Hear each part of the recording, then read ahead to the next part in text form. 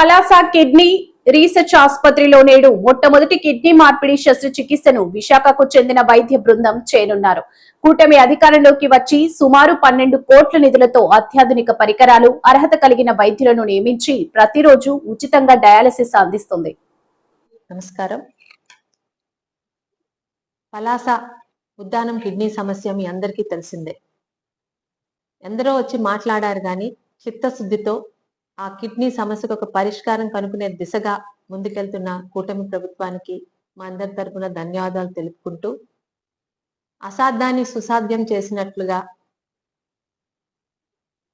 Kidney transplant మొదటి operation ని రేపు పలాస కిడ్నీ రీసెర్చ్ సెంటర్లో జరుపుతున్నారు.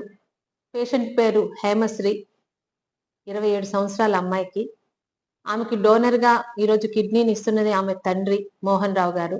ఆయన ఒక క్యాబ్ డ్రైవరు. వాళ్ళ ఆర్థిక పరిస్థితి ఏ మాత్రం సహకరించకపోయినా పూర్తి బాధ్యతల్ని ఇటు వైద్యులు, అటు జిల్లా కలెక్టర్ గారు,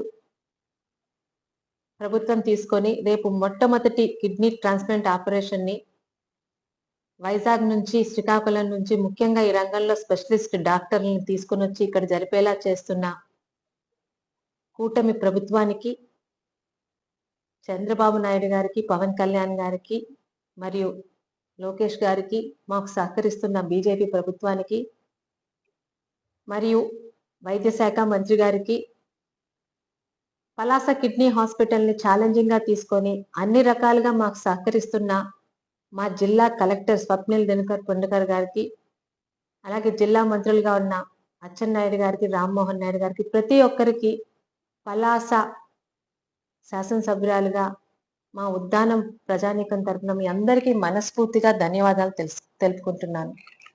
నిజంగా చాలా ఉద్విగ్నంగా ఉందండి.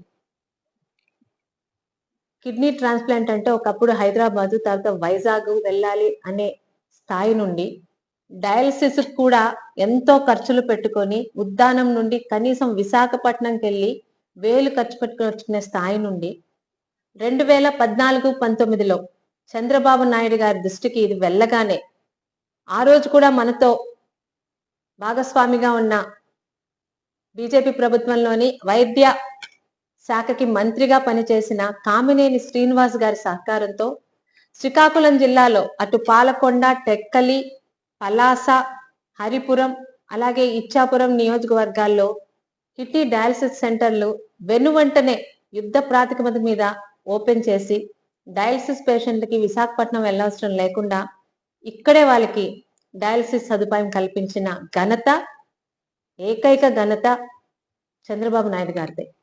ఇది ఎవరు కాదన్నా ఇదే సత్యం. ఎందుకంటే నిజాలే మాట్లాడుకుందాం.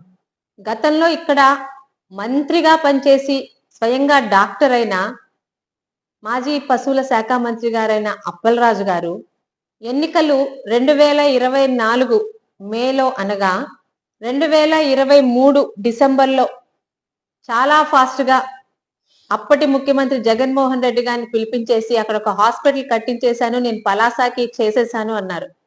ఆయన 4 సంవత్సరాల కాలంలో, 5 సంవత్సరాల కాలంలో ఒక మంత్రిగా ఉండి పలాసాకి కట్టించిన ఒక్క కిడ్నీ హాస్పిటలే.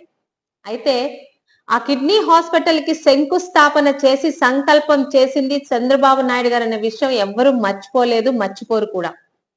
2018 తిథిలీ టైంలో అతలాకుతలమైన పలాసాని 12 రోజులుగా ఇక్కడ బస్సులో ఉండి, మున్సిపల్ ఆవరణలోని ఒక బస్సులోని ఆయన ఉండి ఇక్కడ అందరికీ సేవ చేసి ఆ భయంకరమైన సంఘటన నుంచి మమ్మల్ని అందరినీ బయటపడేసిన చంద్రబాబు నాయుడు గారు ఆ రోజు అనేక మంది ఆయన మీద గౌరవంతో ఎన్నో రకాల ఫండ్స్ తీసుకొచ్చి పలాసకి ఏదైనా చెయ్యాలన్నప్పుడు, ఈ ఫండ్స్ కాదు, పలాసలో కిడ్నీ సమస్యకి శాశ్వత ప్రాతిపదికన ఒక కారణం కనుక్కొని వాటిని నిర్మూలించడానికి ఒక హాస్పిటల్, కిడ్నీ రీసెర్చ్ సెంటర్ కట్టాలని సంకల్పం చేసి ఈరోజు ఎక్కడైతే హాస్పిటల్ ఉందో అక్కడ శంకుస్థాపన చేసిందే చంద్రబాబు నాయుడు గారు.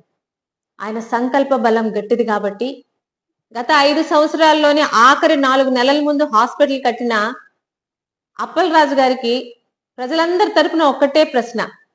మీ అందరికీ తెలిసిన సామెతే అండి, ఇల్లు అలకగానే పండగ కాదు.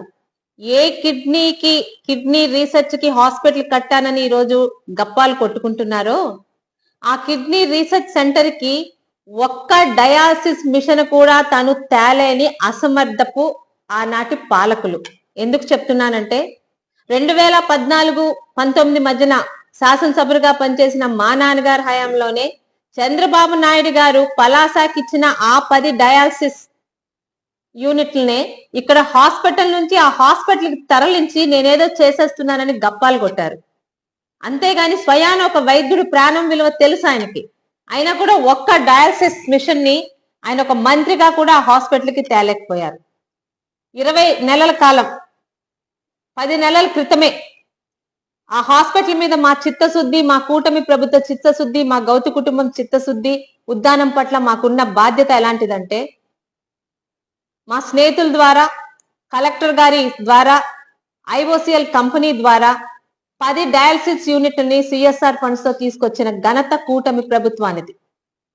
ఇది చిత్తశుద్ధి అంటే. అదొక్కటే కాదు, కూటమి ప్రభుత్వం చిత్తశుద్ధి ఇప్పటికి 12 కోట్ల రూపాయలు, 9 కోట్లు అత్యాధునికమైన పనిముట్లకి, పరికరాలకి, అలాగే 3 కోట్లు అక్కడ ఏదైతే కిడ్నీ రీసెర్చ్ సెంటర్, అది కిడ్నీ హాస్పిటల్ కాదండి, కిడ్నీ రీసెర్చ్ సెంటర్, ఆ రీసెర్చ్ కి ఇటు జార్జియా ఇన్స్టిట్యూట్ వాళ్ళని, ప్రఖ్యాతంగా నెఫ్రాలజిస్ట్ గా పేరు పొందిన రవిరాజు గారి ఆధ్వర్యంలో అమెరికా నుంచి తెప్పించిన డాక్టర్స్ తోని ఇంకొక రీసెర్చ్ అక్కడ మొదలు పెట్టడం జరిగింది. ఆ రీసెర్చ్ కి 3 కోట్లు గ్రాంట్ చేయడం కూడా జరిగింది. ఇవన్నీ ఎందుకు చెప్తున్నానంటే అబద్ధాలతో చేయలేనివి చేస్తున్నట్టు మాట్లాడుతున్న వైసీపీ బటన్ నొక్కితే అయ్యేది కాదు.